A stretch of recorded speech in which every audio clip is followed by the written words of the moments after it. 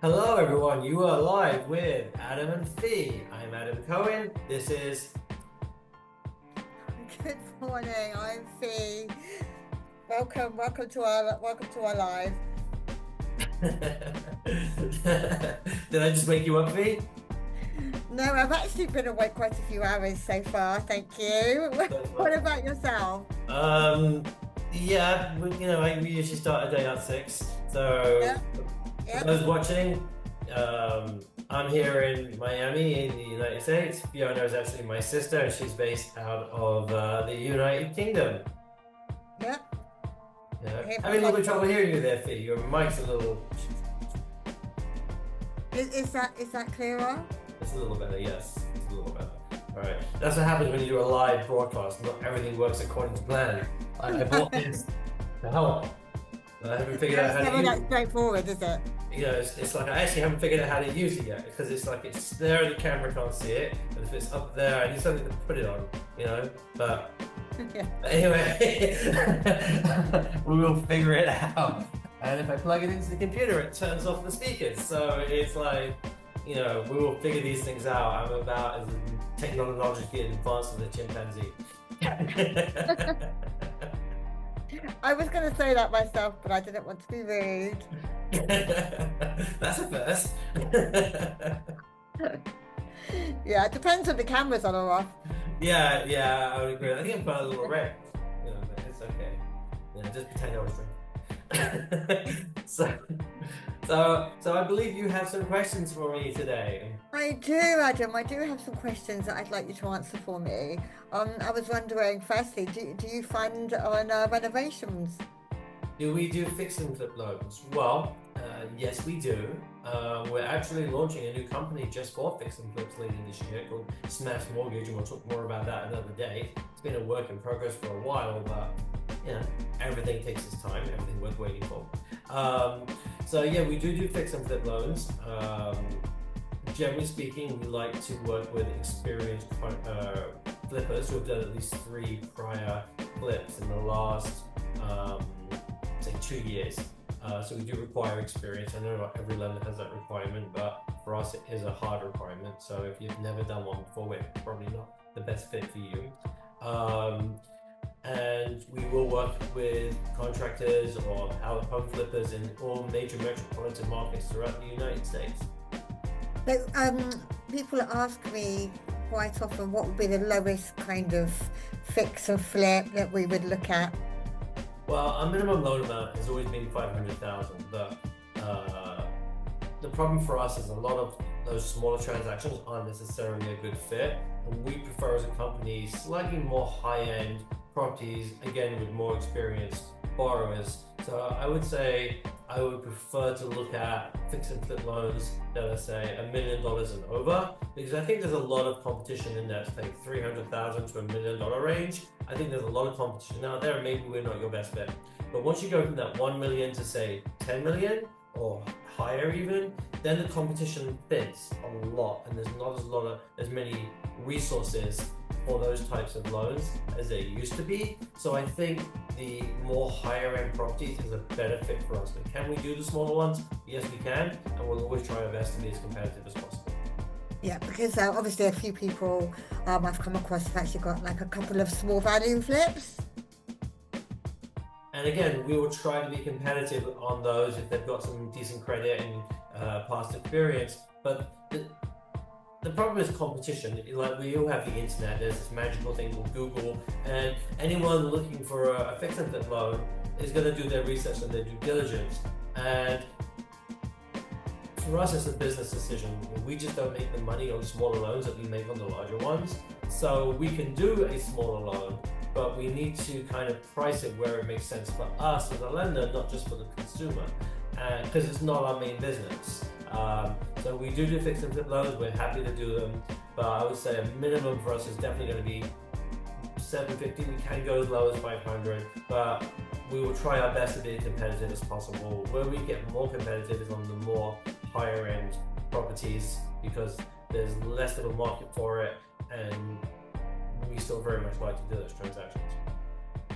Okay, and another thing I was obviously this is quite important is what is the best time of day for a broker to contact us? Would that be in the morning or the afternoon? Well, if anyone knows me well, they know that my phone lights up like a volcano in a Christmas tree pretty much every morning. The problem is that's the time of day I want to be talking to my partners, my team, working on transactions. That's the best time of day for us to be working on underwriting. So if I'm on the phone all morning talking to brokers, then that pretty much kills my entire day. And then any of those files that I was going to work on will most likely be pushed off to the next day. And if again, brokers start calling us non-stop in the mornings, which they always do, just repeat, rinse and repeat. So I try to tell people, please call us at the end of the day for an update so that we can focus on getting on with work in the mornings, because that's when we're working on your files. If we stop working on your files in the mornings to give feedback on information that we may not even have yet, then you're pushing delays on your own file because of the need for communication. And we live in a world where everyone has Facebook, LinkedIn, Twitter, Instagram, text, WhatsApp, Telegram, and you get the stalkers that send you a message on every platform. And obviously we check our messages, throughout the day, and we want to respond to anything's important. But it's very hard to kind of manage communication and getting work done all at once. So I try to break up the day. And for me, the ideal time is to do, we do a lot of sales calls in the mornings, followed by underwriting, because it's giving people a chance to get in and get caught up, followed by sales calls, followed by follow-up. So this is kind of how we keep the wheels turning. And if we stay true to that rhythm, we do very well. When we have to try to bounce around and please everyone, the system crashes and everything gets delayed. So if any of our brokers are watching this and they want my best advice, don't bombard us in the morning with calls and texts. Wait till 4 or 5 o'clock, because by that time, I'll be able to give you the answer that you want. We've already done the work, and it'll be, here we are, this is what we need, this is where we're going. But in the morning, I often don't take those calls, and if I do start taking them, I find it's 2 o'clock in the afternoon and I haven't even read the single email. So that's just my 2 cents.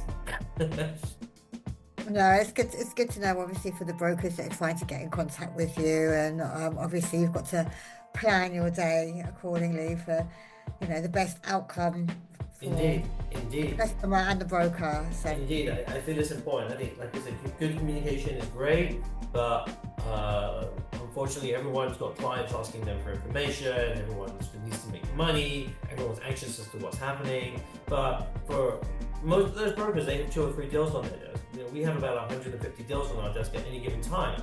So if I'm answering everyone as their calls and texts come in, people don't realize that just kills my entire day, literally. So, and I think, Fiona, even you and I have had those conversations where I'm like, it's 5 o'clock, and I'm like, because I'm trying to give the people what they want whilst giving the people what they want. And the thing is that it just doesn't always work well. So sometimes you have to not give the people what they want in the morning so you can give it to them at the end of the day. Because if I don't, then by the end of the day's wasted, nothing's been accomplished, and everyone's upset. And quite frankly, I tell everyone, every day, all the time, updates at the end of the day. So, brokers, if you're watching, that's the best way we got a transaction to move smoothly and quickly is by being patient. And oddly enough, the ones who do that actually get the most amount of love. Perfect. So now we've all got a good idea how it works and time frame throughout the day. ETP hit a nerve.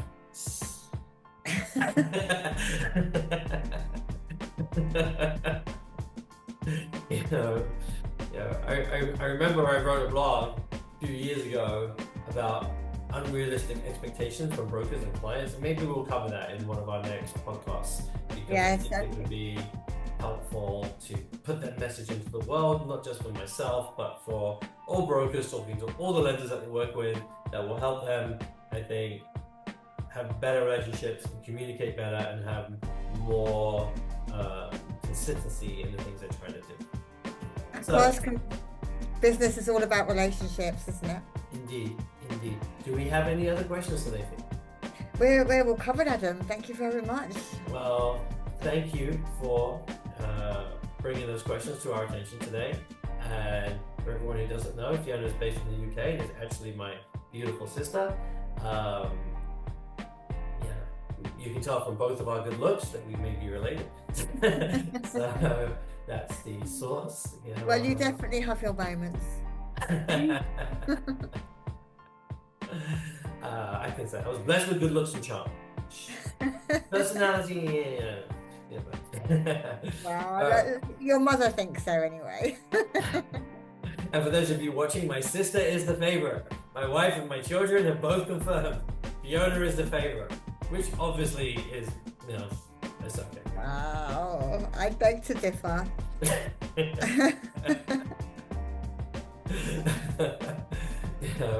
So thank you everyone for watching. You're watching Live with Adam and Fee, and we'll be back with more questions and more answers, talking about hard money and private lending and what's the best way to do a deal with us, and how we can help you. And we look forward to working with you guys. Thank you very much for Don't forget to like and follow.